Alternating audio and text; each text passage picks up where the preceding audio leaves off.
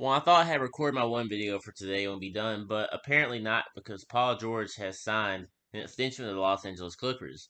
It's a 4-year, $190 million contract, which adds to his 1 year he had left, which makes it a 5-year, $226 million contract he's on. That's a whole lot of money, man. Whole lot of money. And for a guy who's notoriously choked in the playoffs over his 2 years in OKC and this past year in LA, it can be seen as overpaid by many. And especially as I was going through social media, pretty much any non-Clipper fan did not like this move at all, and they were clowning the Clippers for making it. Now, do I think it was a good idea to re-sign Paul George? Everybody has their own opinions, but let's just look at what would happen if they didn't re-sign him, right? So they give up 5 first-round picks. They gave up one in 2026. Literally, it was 7 years out at the time. And they got Shea Gilgeous-Alexander, who is a great young player, and Danilo Gallinari. They got all these pieces for Paul George. And if they didn't give him a max extension, he could leave after this season. Imagine giving all that up for 2 seasons. And especially if they didn't win the championship this year, I mean, that would be a terrible, terrible thing. They would just be the new Brooklyn Nets after that Paul Pierce Kevin Garnett trade. That would be them after that.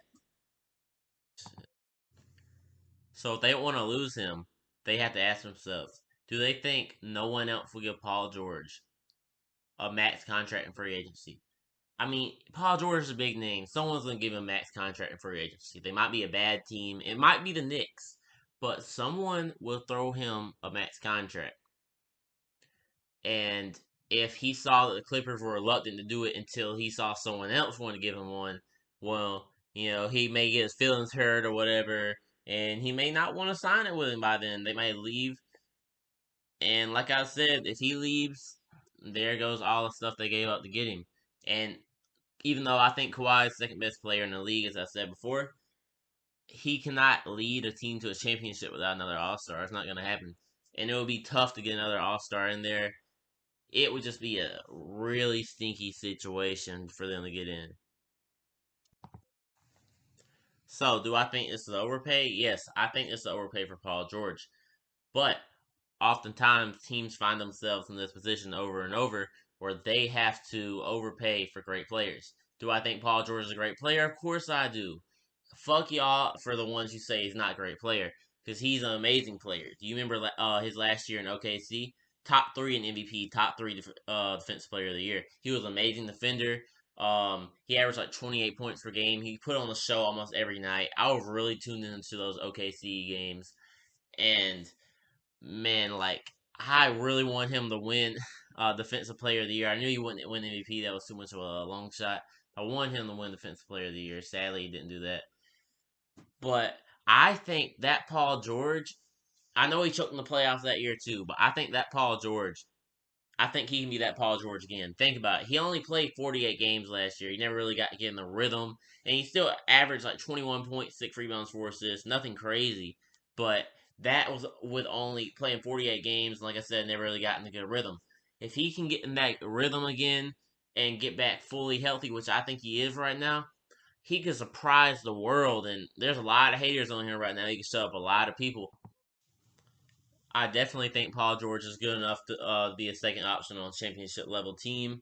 And I love the idea of these two great defensive minded, shot creating small forwards on the same team. I mean, I think that's just a perfect formula to win a championship. And I still really believe in the Clippers. So let's talk about what I think um, will happen with the Clippers, like how I think they do, how far they go, will they win these championships. In my opinion, the sky's the limit, but nothing's guaranteed, man.